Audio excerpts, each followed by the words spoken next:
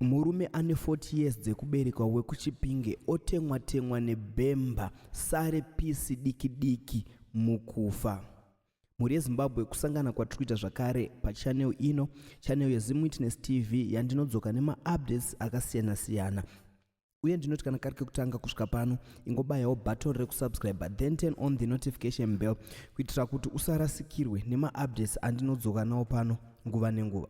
So mhuri yeZimbabwe, nyaya yandauya nayo inyaya yakaitika kuChipinge, apo mumwe murume ane 40 years dzekuberekwa anonzi iye Edmore Nyabanga akasara pisi diki kunge achiurayiwa nevarume vaviri vanova Takura Chinoda pamwe chete naFelix Ngai Mutisi, avo vaimupomera mhosva yekuti aidanana nemukadzi waTakura Chinoda.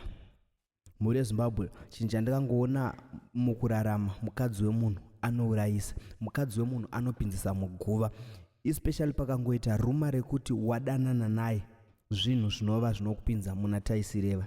Nemusi wa 25 January 2025 nenguva dza 8 PM manheru, Takura Chinoda pamwe chete naFelix Ngai Mutisi vakaenda ivo pamba panogara murume anonzi iye Edmore Nyabanga paDouglas Farm kunova kuChipinge uko. Pavakanosvika vakaudza Edmore uyu kuti ainge achidanana nemukadzi wake. Vaviri ava vakatanga kurova Edmore Nyabanga kusvikira adonha pasi. Mumwe wevairi ava akatema murume uyu anonzi Edmore nebhemba paforehead, mumwe ndokumurova 3 madeep cuts pahuro nebhemba iroro zvakare. Zvisinei, vaviri ava vapedza kuita basa ravo iri vakabva panzvimbo yavainge varovera Edmore ndokutiza ndokuyenda. Mukadzi waEdmore paakadzokawo kwaanoswera munguva dzamanheru akawana murume wake arere mudhamu reropa, izvo zvakaita kuti azivise maneighbors ake zvakanga zvaitika. Mukadzi waEdmore akabatsirana nemaneighbors vakaenda ivo kunoripota kumapurisa zvainge zvaitika. Mapurisawo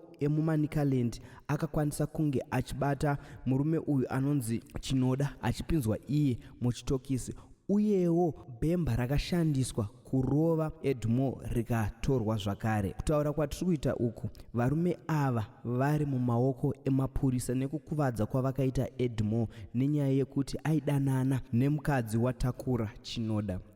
Mhuri yeZimbabwe, tisingazive kuti chokwadi ndechipi, zveshuwa here Edmore uyu aidanana nemukadzi waChinoda kana kuti aiva manyepo, asi chinhu chakangokosha, mukadzi wemunhu anourayisa, mukadzi wemunhu anopinzisa muguva. Wadii wangositika kana kuti wangogara kune wako iyeye wawakarora kana kuti waunoti mukadzi wako kana kutsvaga wako wega. So mhuri yeZimbabwe, uriwe mutongi gava unoitongawo sei? Ngatisangane mucomment section.